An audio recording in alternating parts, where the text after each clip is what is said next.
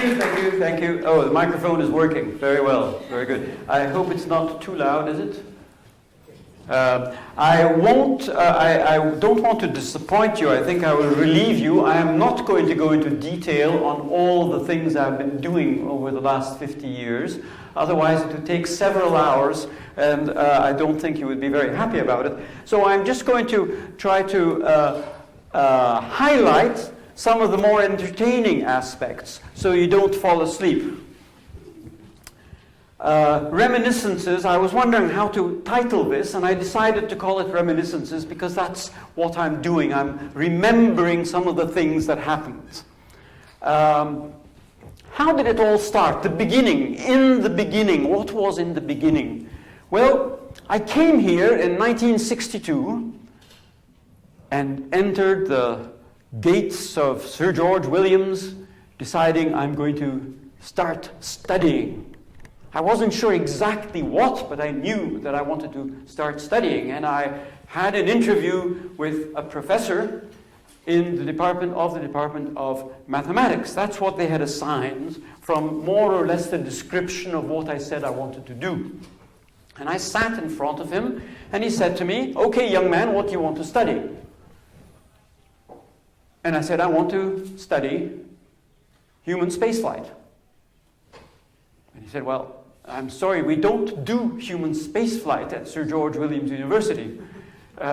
You'll have to think of something else." And I said, "Well, you asked me what I wanted to do, and I told you what I wanted to do. So I'm expecting you to help me to get there." And he said, yes, I understand. So we had a long discussion about whether I wanted to build a rocket or whether I wanted to build or discover new ways of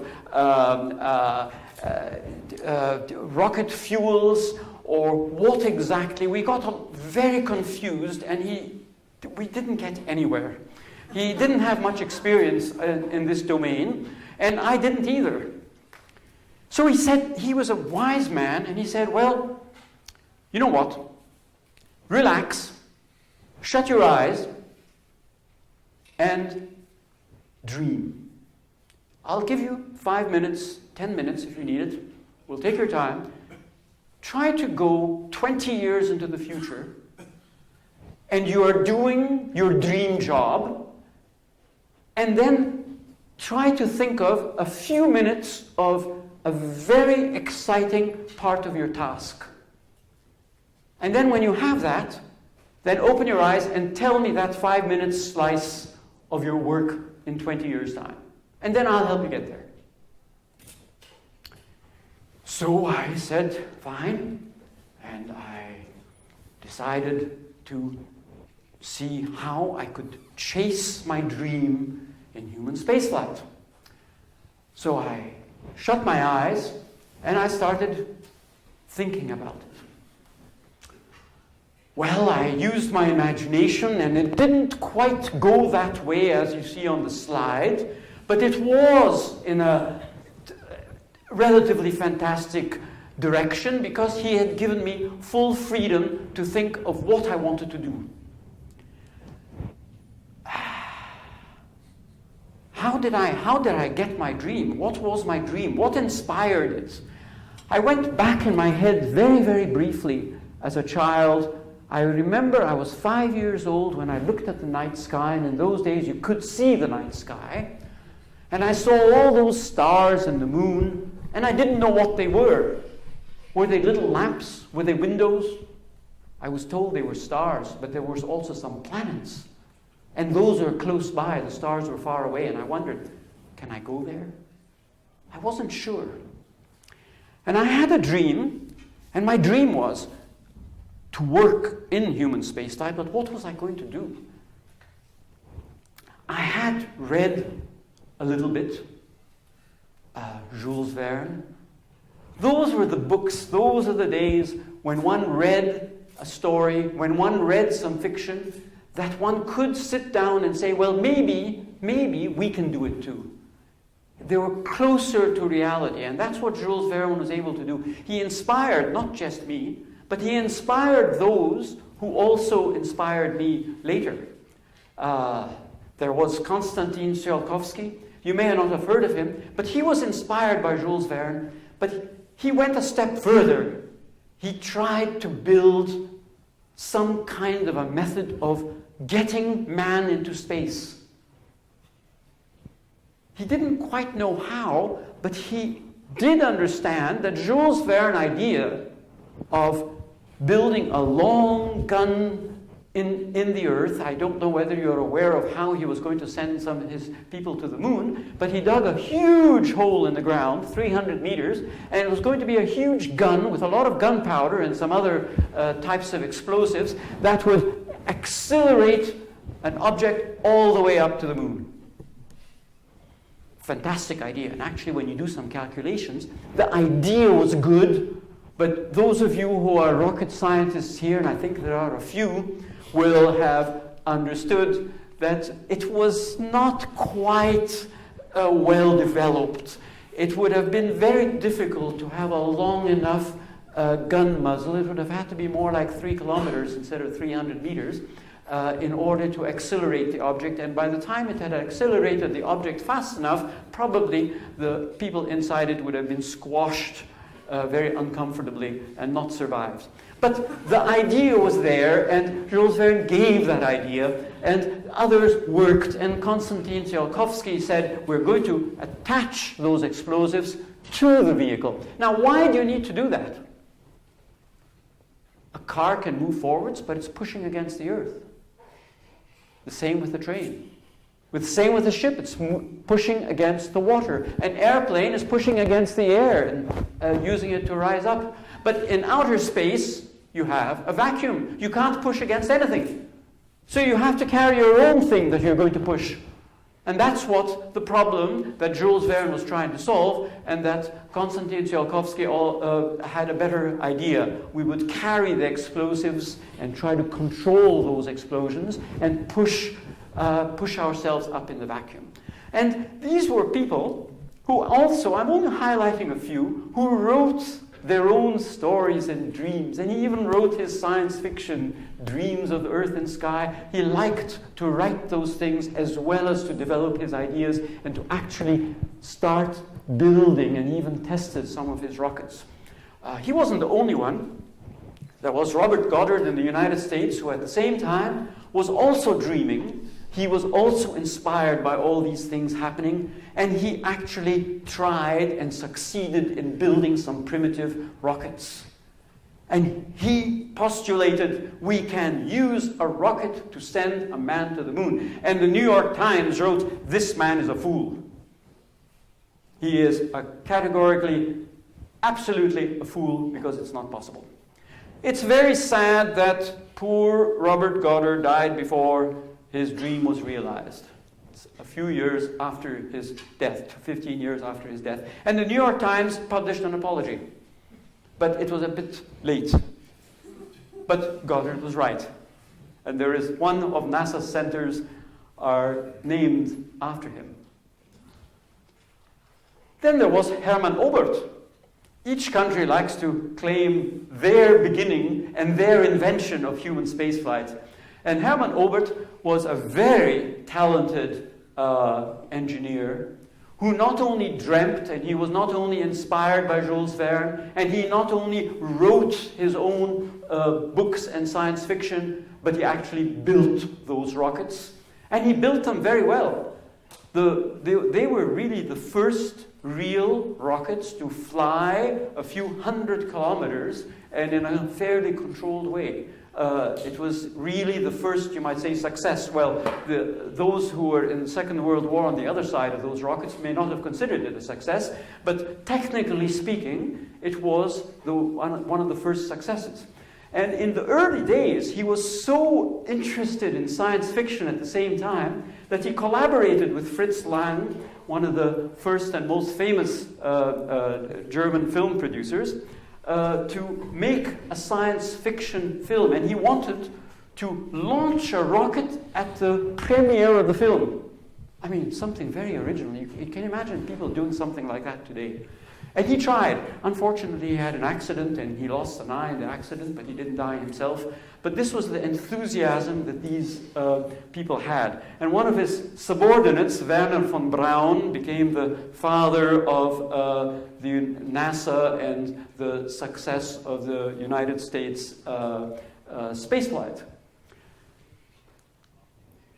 We have Korolev, the real starter of the Soviet space program, who was not only a good engineer and scientist. There were many good engineers and scientists, not just these. There were many others, and I've left them out. And I apologize if I have left out some of your favorite ones. But one of the interesting things about him, he was a good leader. And he inspired those who were working with him to extract from them their talents that they could contribute and put them together to get the program going. And he did it very, very successfully, actually, starting off the Soviet space program, launching the first animals into space, and launching the first satellite, Sputnik 1, and launching the first human being into space. Very wonderful and successful. And then, of course, there's von Braun, who very famously started the NASA space program. And once he was given the go-ahead, he wanted to start it much earlier. They wouldn't let him. He could have done it much earlier, and the Americans could have beaten the Russians to it quite easily if they had given him a carte blanche, which they didn't. Only once Sputnik was launched did they actually give him the chance. And it was a very successful chance, because in only a few short years, the Americans succeeded in launching the first satellite, their first satellite, putting a human being into space, and then landing a man on the moon. And imagine, Kennedy said in 1963, we're going to land on the moon before the end of the decade, and they succeeded in 1969 to do that. So that was really an amazing program. And this was the time that I was a young pupil at school. These exciting things were happening. Actually, the dreams of these writers, the dreams of these technologies, the dreams of these innovators were actually becoming realized. And we were following it. I remember as a teenager at school, following what was happening. The first satellite in space, I got together with my fellow pupils and we tried to calculate the orbit. And we used some of our primitive knowledge of mathematics and physics to actually, and we came up, yes, about 90 minutes when it's so many 100 kilometers above the Earth. It was so exciting. We were really excited. And then we heard, a man has been put into space. We were totally shocked. Was it true? Maybe Gagarin didn't go into space and they just said he did. Because the Soviets were very secretive about what they did. The Americans had to be very open about what they were doing. But the Soviets didn't. They could have all the accidents they wanted without having to worry about it. The Americans were had to be a bit more careful. And we as students, pupils at school, were debating these questions. Both the technology aspect and whether politically these people were really telling the truth and what was really happening. These were the debates. We didn't have Facebook, we didn't have all these apps, but we were really trying to follow what was going on, and even after school, trying on the blackboard to see whether we could calculate how a projectile went into space. Very exciting times. We watched the Sputnik, and even, this is an interesting thing, the Americans were so annoyed about it. So annoyed, one of the congressmen even was inspired enough to write a short poem. I wonder how many congressmen can write poems today. Oh, little Sputnik flying high with made in Moscow beep. The satellites used to beep a little bit, and that's how the Americans knew that the satellite was overhead. And that was the evidence, actually. You tell the world it's a commie sky, and Uncle Sam's asleep. You know, the Americans are really annoyed. They have Russians flying over them, and they can't even stop them. You say on fairway and on rough, the Kremlin knows it all. We hope our golfer knows enough. Eisenhower liked playing golf to get us on the ball. Well, Eisenhower was not enthusiastic about the space program. No. I mean, against his will, he decided, well, okay, if the Soviets are going to start it, we have to start it also. He didn't have that same enthusiasm that John F. Kennedy did. But he had to get moving. And this was the period that we were watching and waiting to see who was going to win it. There was this space race. Isn't it wonderful having a space race instead of a war? I mean, this is the way to do it. Have a space race. So Gagarin went into space, and everybody, the whole world exploded, and this was really a big happening. And I don't know about here in North America, but in Europe, every year we celebrate Yuri's Night. And every 10 years there's a huge celebration of Yuri's Night, because this is the first time a human being went into space. I don't know about in North America, maybe it's not quite so celebrated here. And there he was, a very small capsule actually, extremely small, and the Russians still have very small capsules and very small vehicles, and I'm going to show you later that difference. I was shocked when I saw the comparison of the space shuttle and the Russian capsules. But this wonderful endeavor, this almost miracle that happened, it was all part of this race, and this is what we were all part of. And this was going on. The Americans afterwards followed it up with their landing on the moon. Neil Armstrong, Buzz Aldrin, later John Young. I mentioned those names mainly because I've met all those people. And John Young was commander of one of our Spacelab missions. Later on, the Americans had Skylab, which unfortunately they lost. Skylab was allowed to drop out of the sky because the space shuttle wasn't ready. They should have asked the Russians to help them, but they didn't. But I'm getting a bit ahead of myself. We were at Sir George Williams back in 1962, and I explained my dream to the professor. And what was my dream? I said, I am sitting in a room. It has no windows. He looked at me even more strangely. And I said, there are all kinds of displays, there are chart recorders, and we are all wearing headsets and microphones. And I have in front of me a number of chart recorders and displays regarding my experiment in space. He said, oh, your experiment. I said, yes, my experiment. And now is the time. The crew on the space station, there was no space station in those days, but I imagined it, are doing my experiment, and I'm watching the data, and I see that it needs to be recalibrated, and I'm telling the crew before they go further, they have to recalibrate and start over before they waste their time. And they're just recalibrating, and I'm looking, and I see that the signal is now good. They have got a good calibration, and I say, okay, Roger, now you can go ahead and run the experiment. And I said, that's the 5-minute slots. Who was Roger? Yes, I'm not too sure who Roger was, but we had to say Roger when we had certain types of language which we were trained when we were at NASA, how we talked. And it was very formalistic, actually. You had to always call the person who was on board by his number, PS1 or MS2, Payload Specialist 1, Mission Specialist 2, and then call your own self, which would be your experiment, but not by name. You had to use ES201, because there were so many hundred people on the loop, people wouldn't know who Jim Kass was. And it was very formalized. You didn't say, hi Ulf, how are you doing? Or hi whatever. You said ES201, PS1.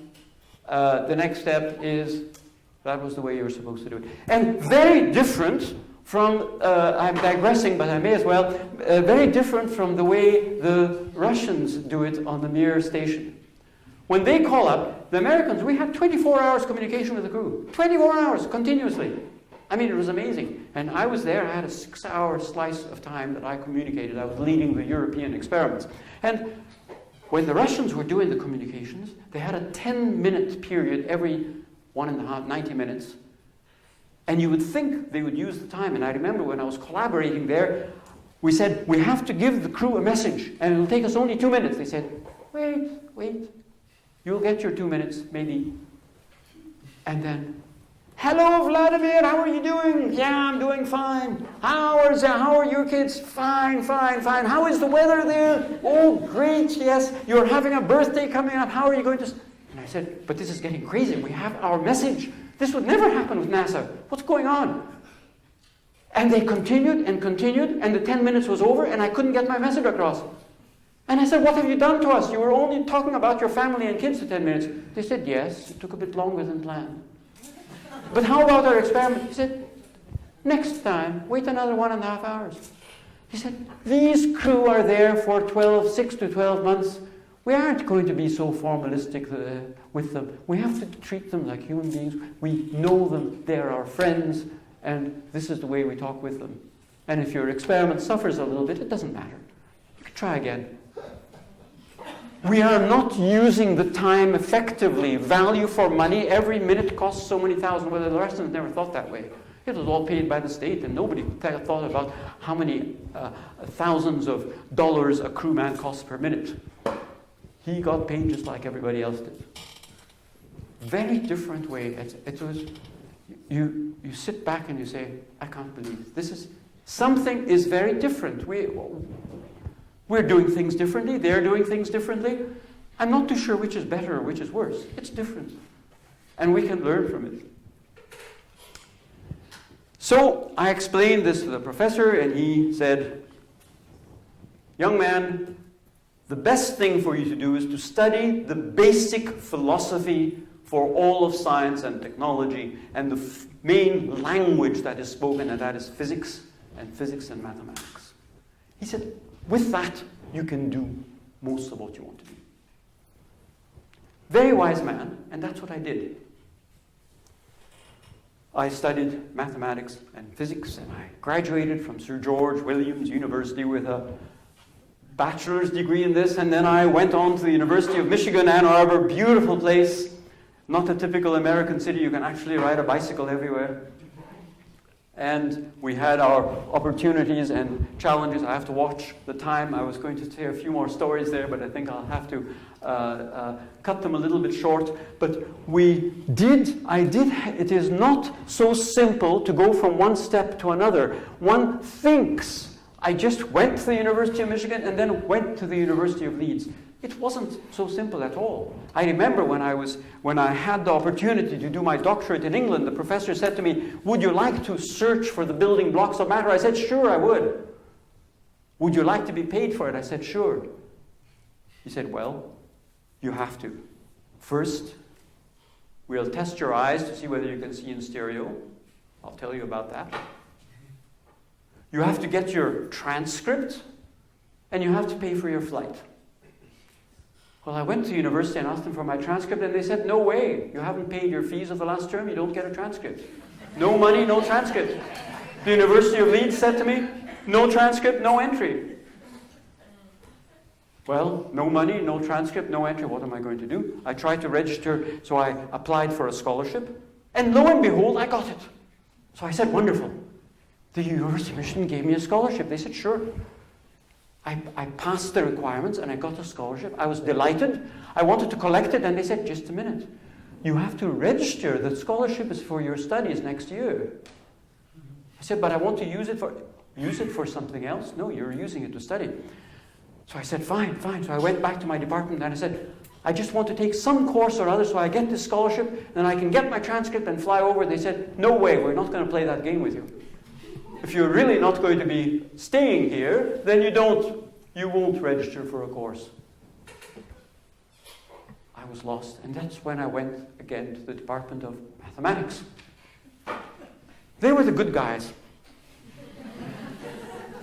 It helped that I was an A+ student, and I got A+ in all my mathematics courses in University of Michigan. So I went to the head of the department, and he had been part of he had come as a child after the war and the difficult circumstances. He sympathized with my situation, and he said, a student like you, you have to do it. He said, register in my department, you'll become a mathematics student, and then we'll let you do anything you want. So I registered in his department, and I was able to get my scholarship, pay my past fees, pay the pro forma course, pay my flight, and go to England and start my studies. One has to see the obstacles not as barriers, but as challenges. And if there are any students here who say we are having a big problem and we don't know how we're going to go forward, don't worry about it. That's just another challenge. Just rub your hands and say, how can I overcome the next challenge? Well, it was very interesting actually. I worked for a little while in England. Well, a little while. It took me a few years, about 5 years, to do my doctorate. And we were trying to see how matter was built up. And how did we do it? We were looking at cosmic rays. Cosmic rays are those small particles coming from I don't know where, and nobody knows where, but somewhere in the galaxy.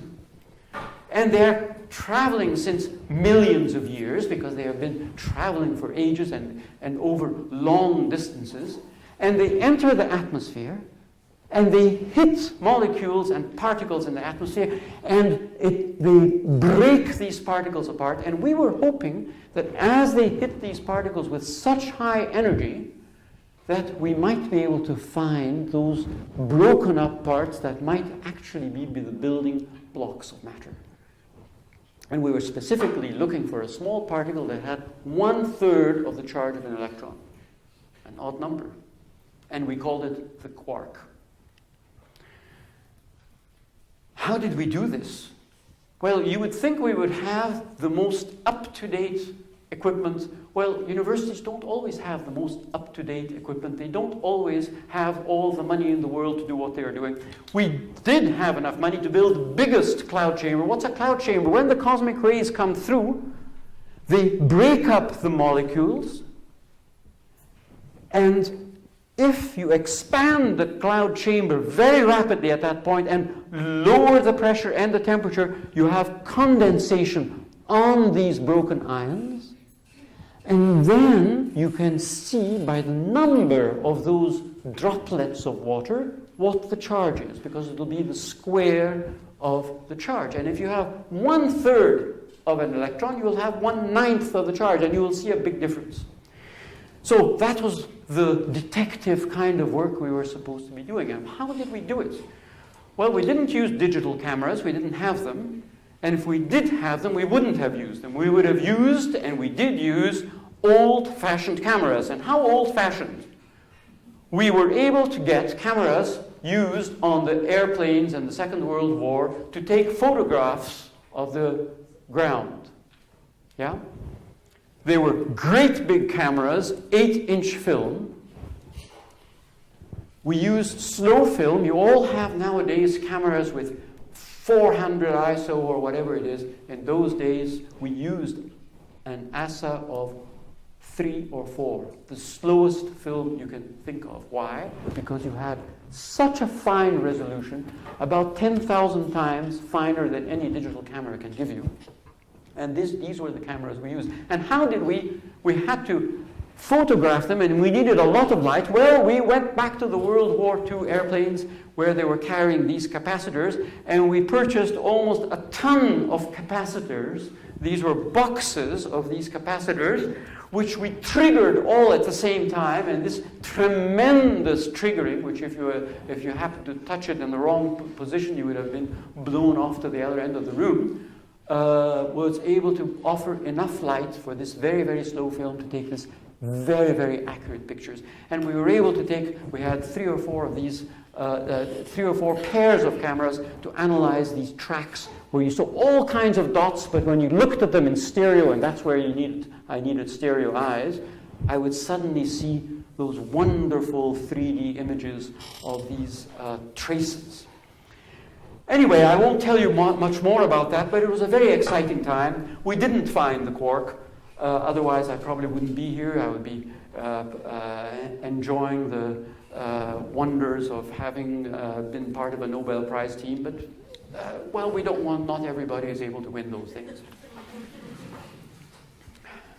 So, I was getting a little bit discouraged, however, because I worked on a couple of teams where building up the experiment took about 5 or 6 years, And then we started collecting the data, and I was beginning to think, if I do 1 or 2 more experiments, I'll be retired before I can get much more data.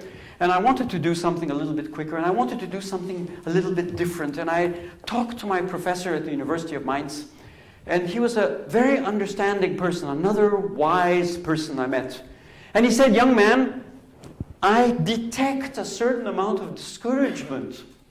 And before we start looking for another grant for you, maybe tell me honestly, do you really want to continue in nuclear physics? I said, well, what else can I do? I'm a nuclear physicist. I can't do anything else. He said, of course you can. You have a physics degree. You have been able to do all these experiments. You are able to do anything.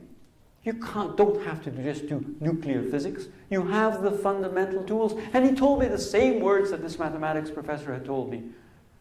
He said, think out of the box. Well, I forgot about my dream of human spaceflight, and I was thinking out of the box, and I was very curious. I said to him, you know, I'm always dealing with these inanimate objects, these electrons, these protons. I want the living ones, the human body. I wonder how it functions.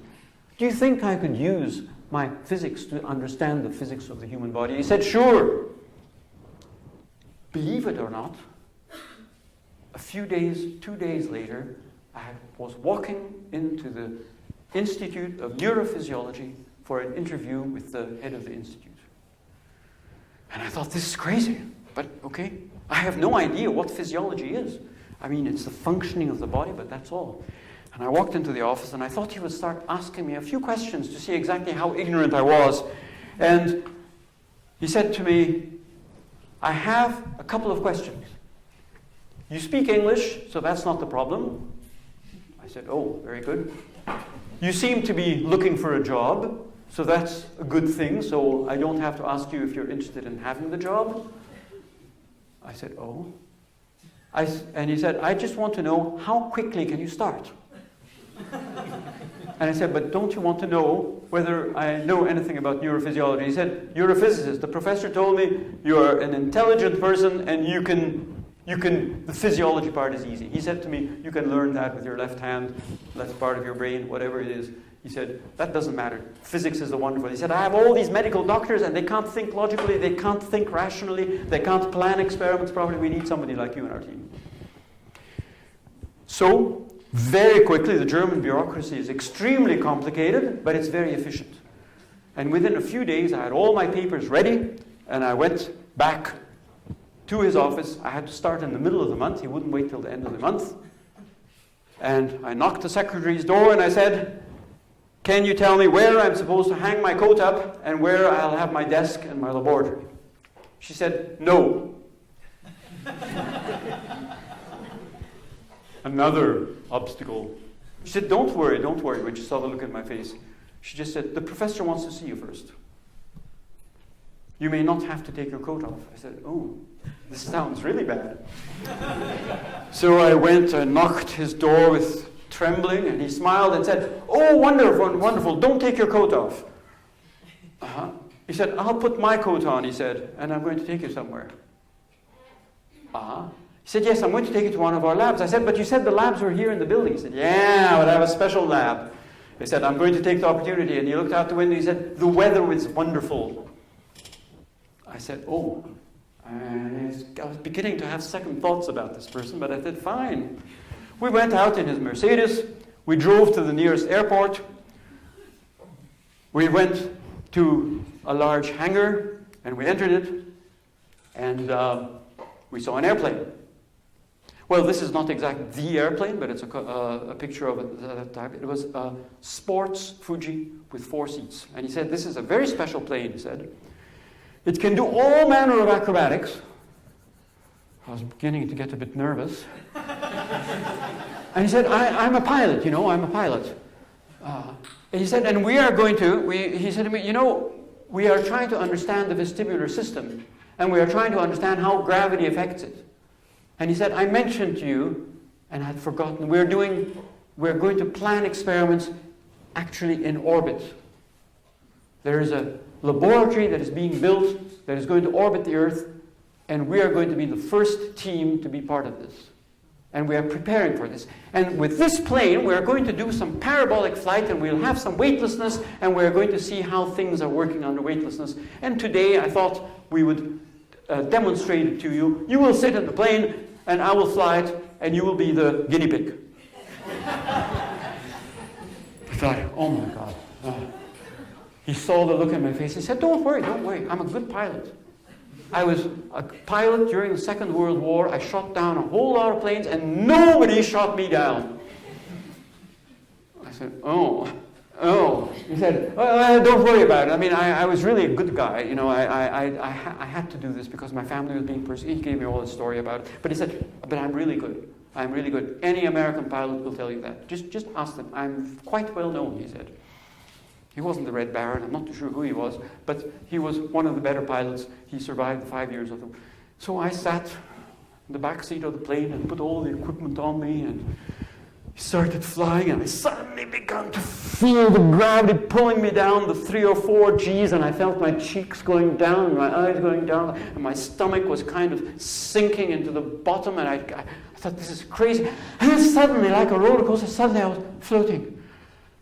And then that was just another 5 seconds, and then I was once again. And after about 5 of this tortuous parabolae, he said, and how are you doing?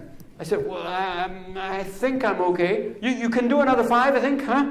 We've taken the plane out. I mean, I'll stop if you want. I mean, if you give up. I mean, he said it in such a form, you know, that I couldn't say, I can't take it any longer. I said, well, of course I can.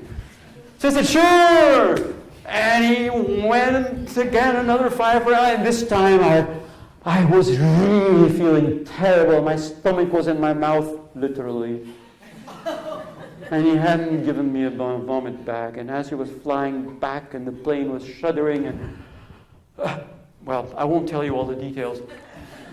But he was nice enough to clean the plane up himself.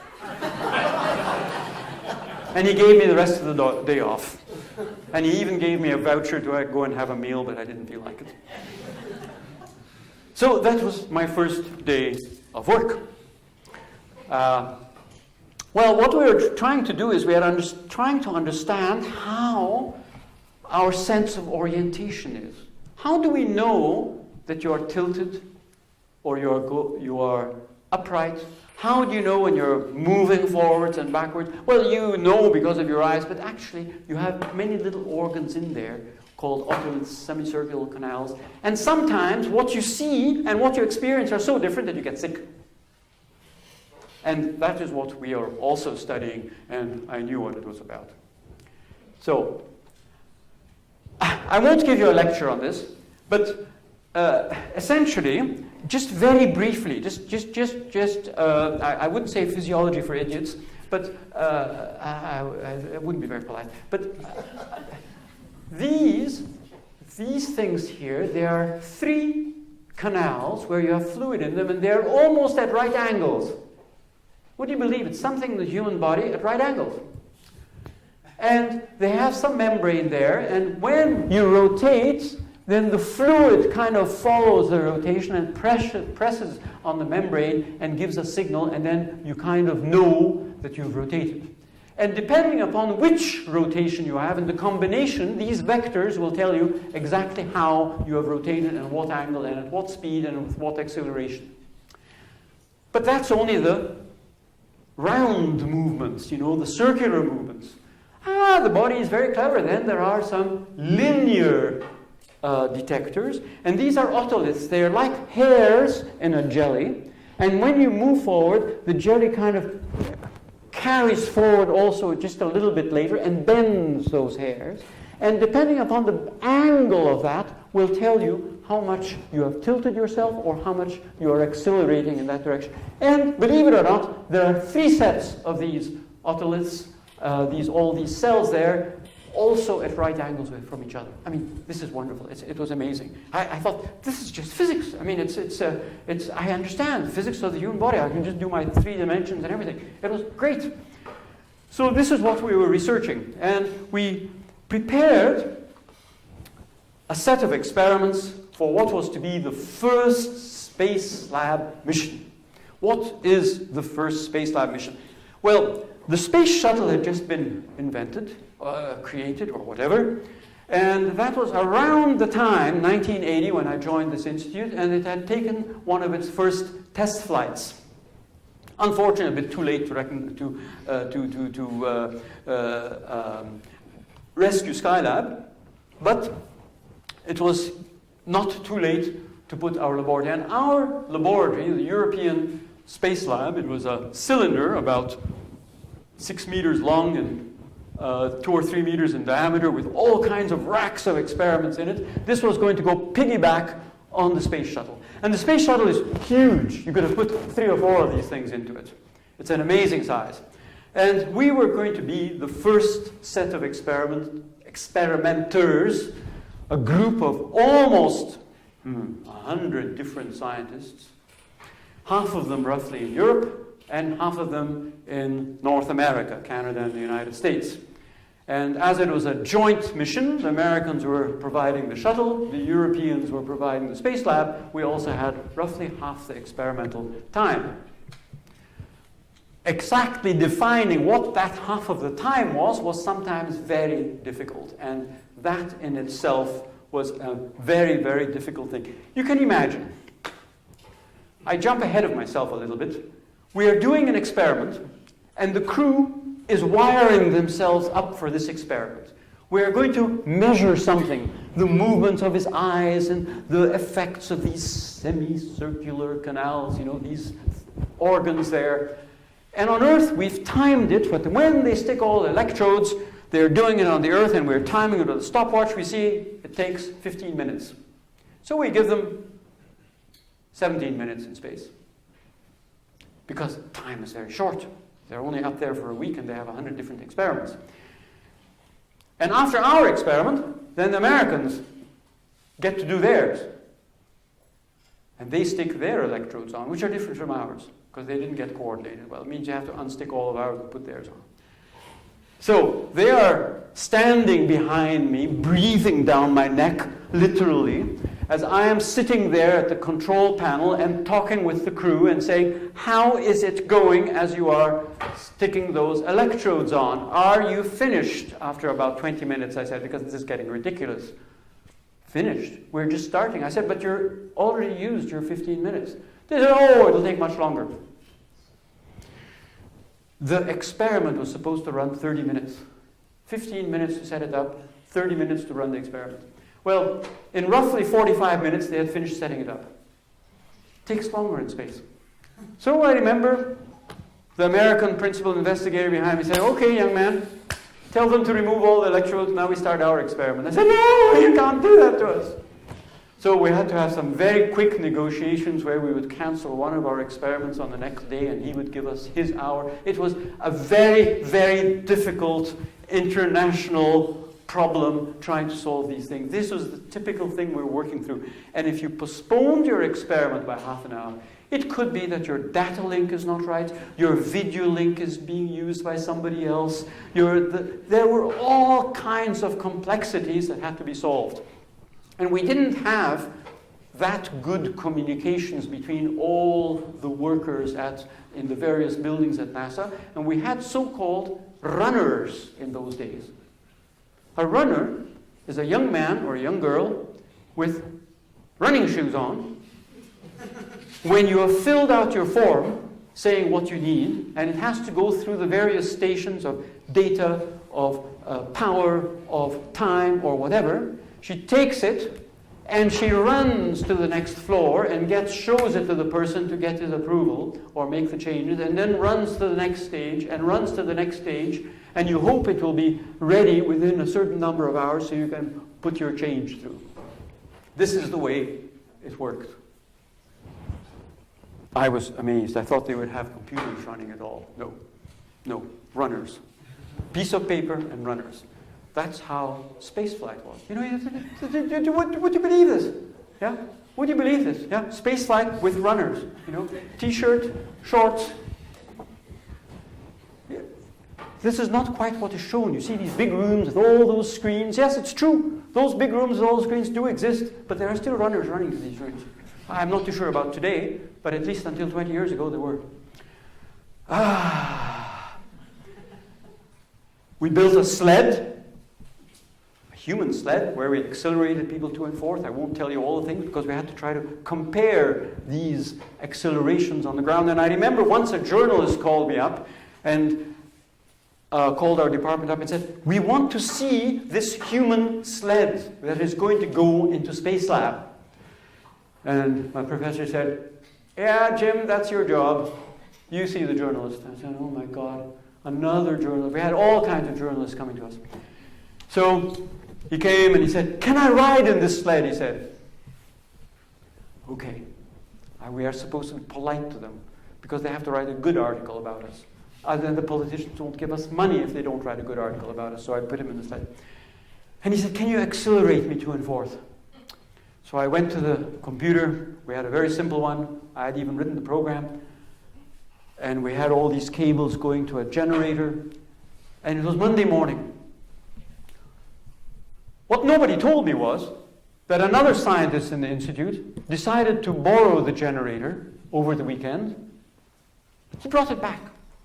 But he didn't quite put the cables back properly. I didn't know that.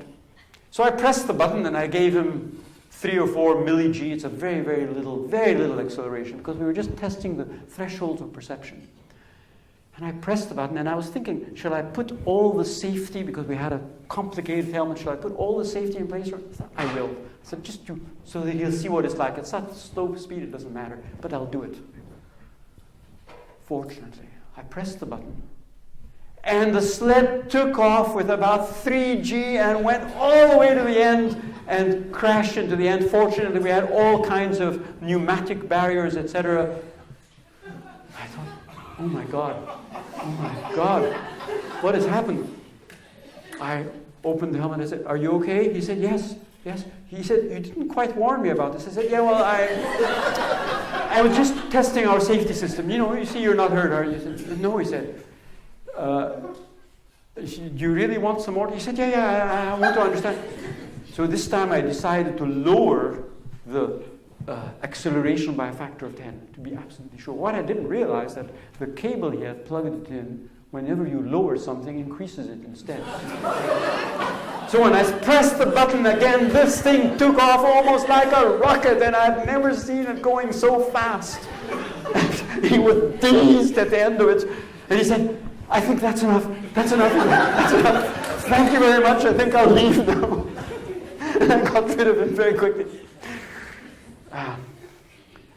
There were some close calls. We had to try to figure out, we were trying to have the subjects in there decide and tell us what their feedback, what was happening.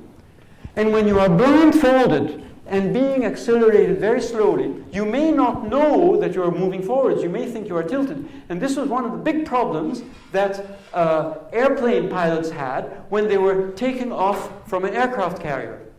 Because they were taken off so quickly, you have all kinds of methods of helping to accelerate, that they got the feeling that they were tilting backwards, because accelerating and tilting gives the same signal. And therefore they lowered the plane to correct for it, and they ended up in the water, which is a fatal accident.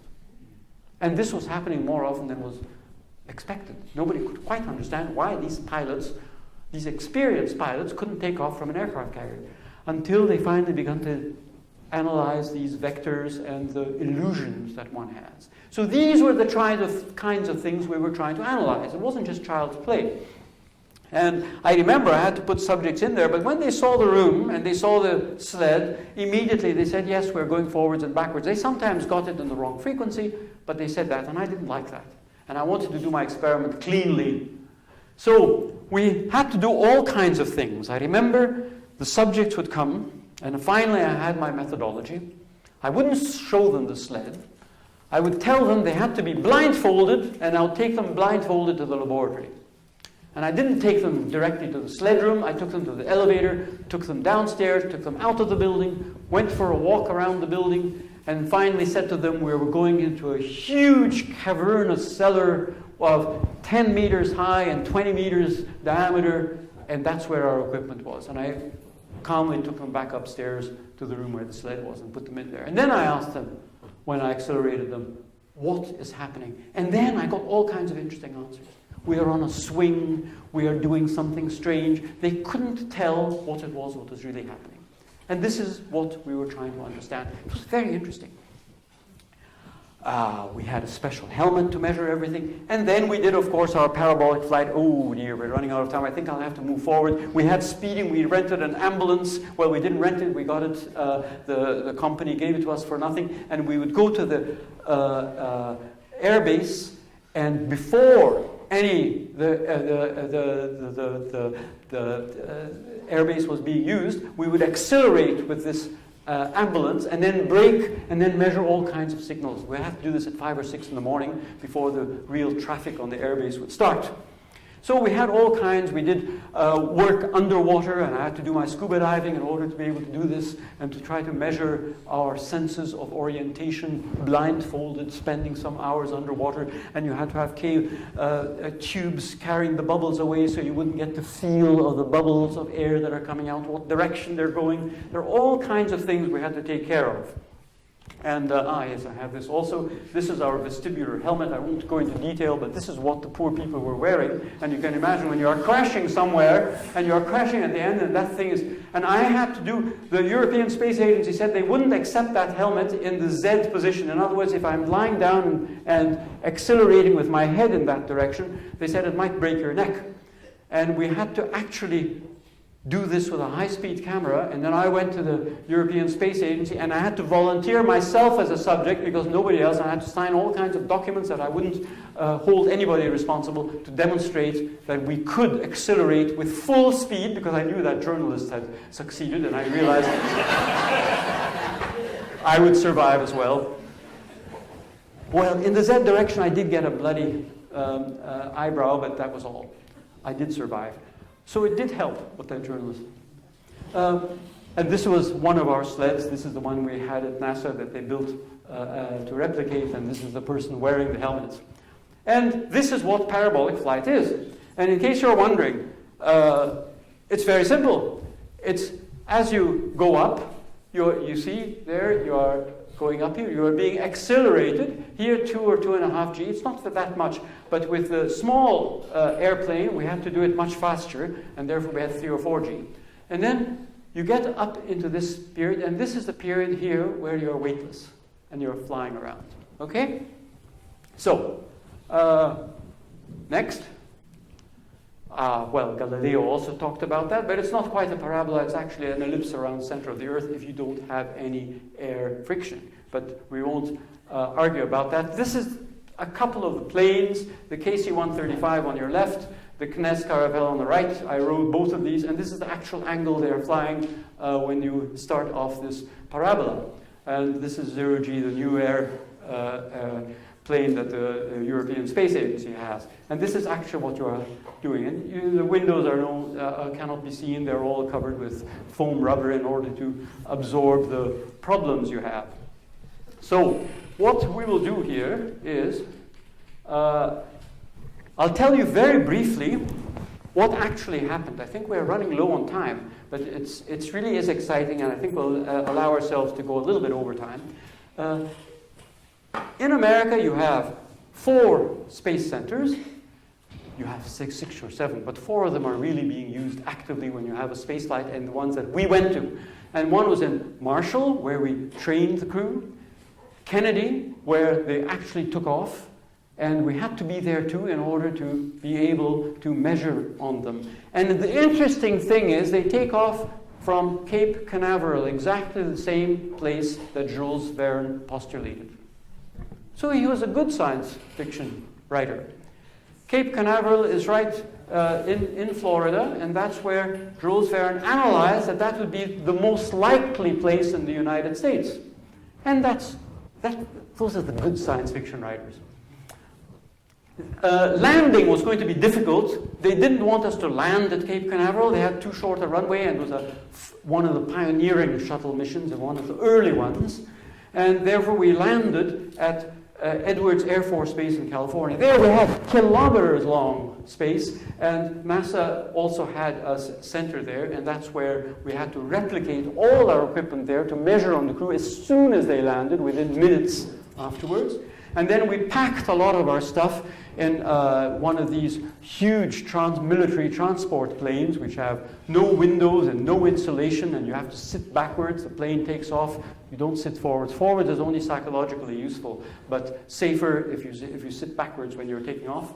And then we had to fly from Dryden right up to Cape Canaveral, land inside Cape Canaveral, the Kennedy Space Center. We didn't even have our badges, and we had to exit, and the guards didn't want us to let us out because we had no badges, because you could only get badges when you come in, and we had to explain we had a special flight to allow us to handle the special situation with the crew who had just landed. Well, these were part of the exciting things.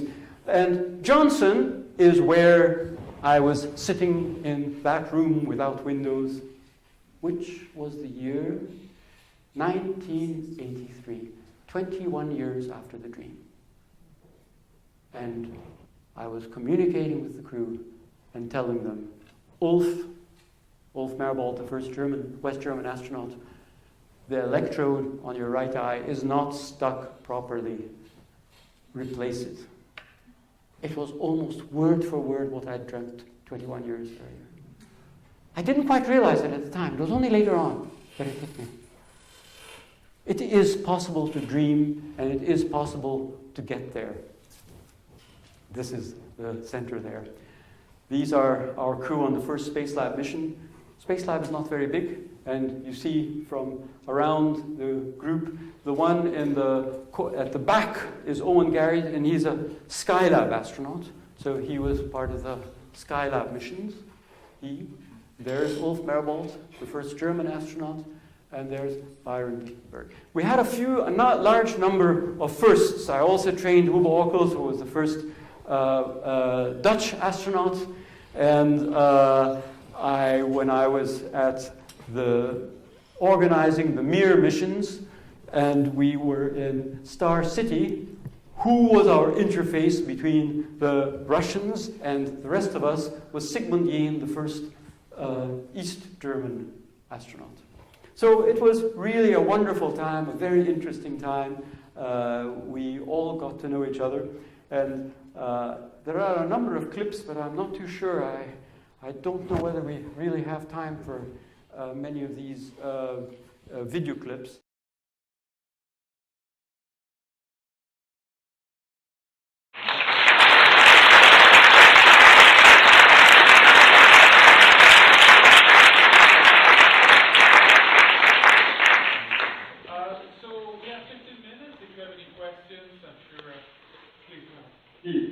Are you going to say something about the Mars flight?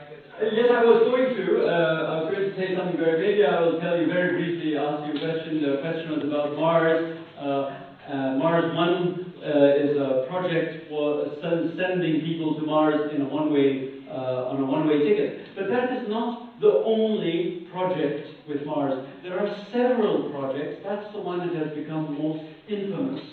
But there are others, sending a crew to orbit Mars first and then come back. And there are future ideas of sending crew there and bringing them back. And it's only the Mars 1 project, of which I'm an advisor but not a proposer, that proposes to send crew on a one-way ticket. And I have to admit that I'm not very enthusiastic about it. And I don't try to persuade anybody to get on board, but I have attended a few Mars 1 events. They invited me, some of these Mars-astronauts candidates, and they organized a few events in Europe, and they invited me, and I asked a question to each one of them. How can you be such a fool and an idiot to volunteer? But they were serious people. They were engineers, chemists, physicists. They were not mad people. They were actually very normal, mature people between the age of 25 and 70. Yeah. And with a lot of worldly and otherwise experience, quite well educated. I was quite surprised. I really And I'm still surprised, because I certainly wouldn't want to go there myself on my trip. I would be hesitant to go there on a return trip, because I wouldn't be sure of coming back. I mean, the distances are huge. 400 million kilometers. I mean, when you get there, the Earth will look like a dot. And psychologically, it's not clear whether you would survive thinking of that Earth as being a dot and knowing when you are moving in that direction, you can't stop and you can't turn around. You are just taking the momentum, and if anything goes wrong when you get there, if you ask for help, it will take 2 years till they send the next vehicle to give you your ersatz parts. I mean, this is crazy. I mean, even if you were planning a return trip, it's not that simple. It's not like what you see on the films and in the movies.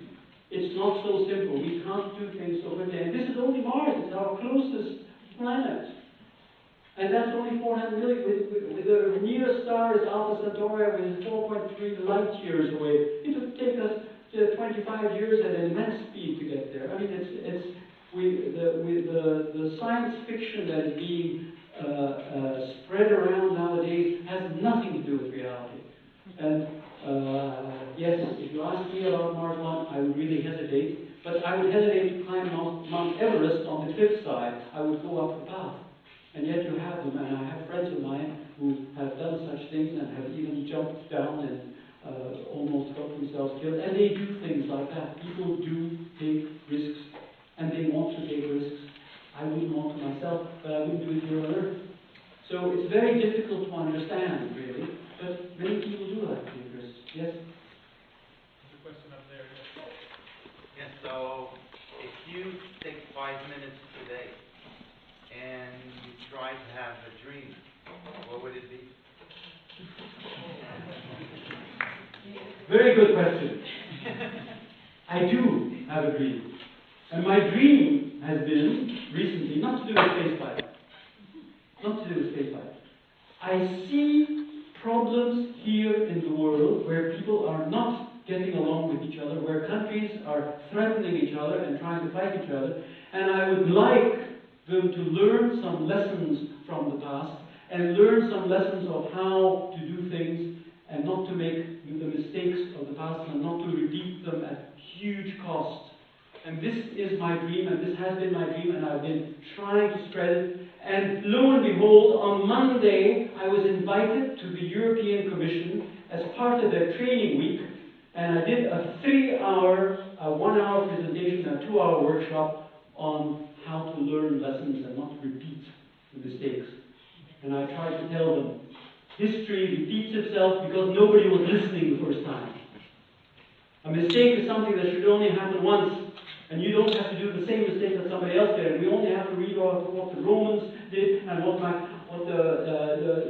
Borgia did and what Machiavelli wrote, and what happens with the fiascos of Napoleon, and we don't have to have all these problems we have today if we would look at history and look at the past and try to learn instead of trying to win elections. And I'm very pleased that at least the first little part of this dream is beginning to come true. Maybe I can help a little bit. I don't know.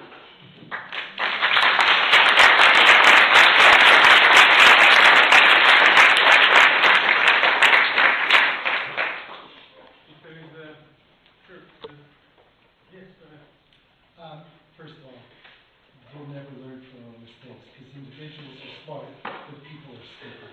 So, end of story. Did you have any involvement with Apollo 13? Because if you did, I have a question about it. Very little, except that my boss was in the ground control at the time, and he told me, actually, it was very, very interesting, because he told me that the average age of those at the mission control who worked and solved on the problems was 26 years old. I couldn't believe it. And he showed me pictures of himself being one of those people. So in that sense, yes, I've known some crew in Apollo, but the Apollo 13 mission itself, I didn't have much to do with it. But you can try it. I'll try the question, and I don't know if the answer is a science answer or it's Hollywood and that's why they did it. If I remember correctly, and I was only 10 at the time, 12, when the spacecraft came in, it was very shallow. So they were afraid of its kicking off the atmosphere, but shallow at that height, at whatever it comes in at, Mach 25, 30, whatever it is, it should have been thousands of miles off course. Except in the movie, they show it landing from an aircraft carrier. That's an inconsistency that I don't know if it was really that way. Oh, and it was a minute, it was a minute in blackout, which makes sense, because if you're coming in at a very low angle, you should be much longer in blackout. That made sense. But then they showed it landing right near an aircraft carrier. That made no sense. It should have been 2,000 miles away. Was that Hollywood, or is there something? Okay, I'm not too sure the exact answer to your question, because I watched the film and I didn't concentrate on that part. I'm pretty sure they were nowhere near the aircraft carrier. Absolutely not possible. I know that the film, in general, compared to typical Hollywood films, is fairly good. So that particular part of it, I think they took a certain amount of liberties, because it wouldn't have been so interesting to show the crew so far away. It's easier to show them close to the aircraft carrier. And regarding their coming into the atmosphere, yes, that is a very difficult maneuver, that part, and it's much easier in an Apollo capsule than with a space shuttle. And this is where the problem we had with the Columbia, it was slightly damaged during takeoff. And the amount of damage was not very well known.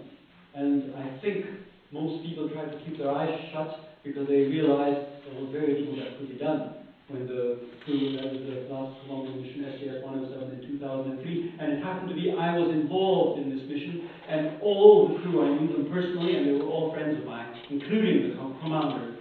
And it grieved me what actually happened. And I think the crew realized they might not make it to the ground, because that was the first time, and I was involved in 4 such space missions, that the crew from on board thanked me by name for the training I gave them. They usually will wait and do it on the ground. And I had a feeling that they realized that this maneuver, when they were entering the atmosphere with a damaged shuttle, they didn't survive it. It was a very, very difficult maneuver. It's a very complicated vehicle. It's much easier with Apollo. That was just a simpler capsule. So Apollo and what the Russians were and Soyuz is much, much, much simpler. The shuttle is an extremely complicated vehicle for such things. Sorry, I didn't quite answer your question properly. No, you did. You have time for one last question. Yes, sir. What do you think the pertinent biological questions we need to ask still before we can have longer flights in space? There are some well-known questions and items that we should think of, and without making a big lecture on it, I would say one is radiation. We are not certain how bad radiation will affect you over long periods of time, and if you're on Mars, you don't have much protection unless you're going to stay underground most of the time. And if you're doing such a long travel, they have been in space for 12 months, and we don't notice very great changes. The other thing is deterioration of your bone structure.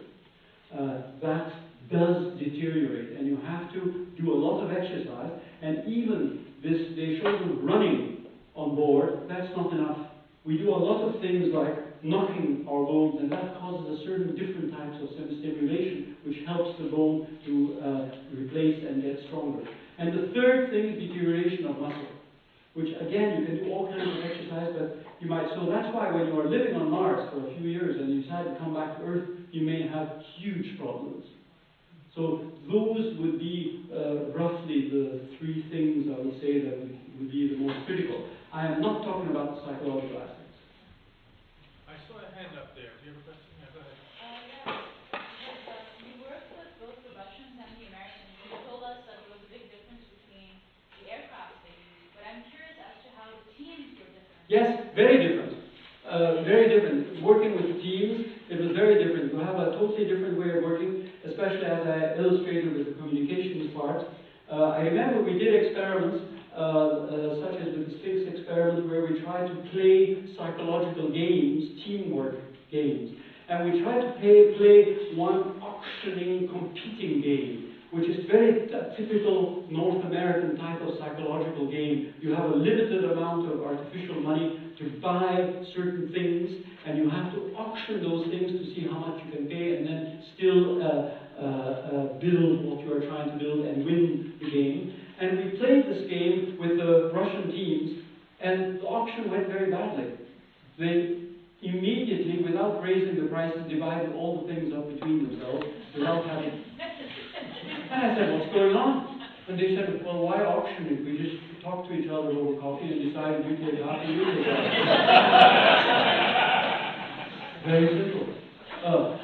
So even the group psychology games that were played didn't work. So there are big differences. I can't go into all the differences, but yes, we did notice you have to get to know somebody personally. You have to drink a certain amount of vodka to get along. There are many things that you have to do, and once you have formed the right relationship, then it works.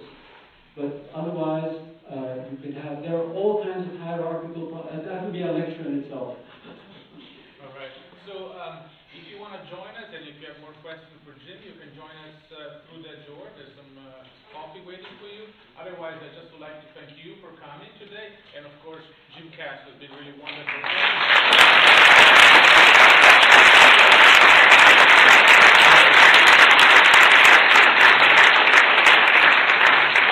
I would like to say, I would like to thank Concordia and Sir George Williams, because actually this is where the start was, and that's what made it all possible. And we'll make sure to bring you back.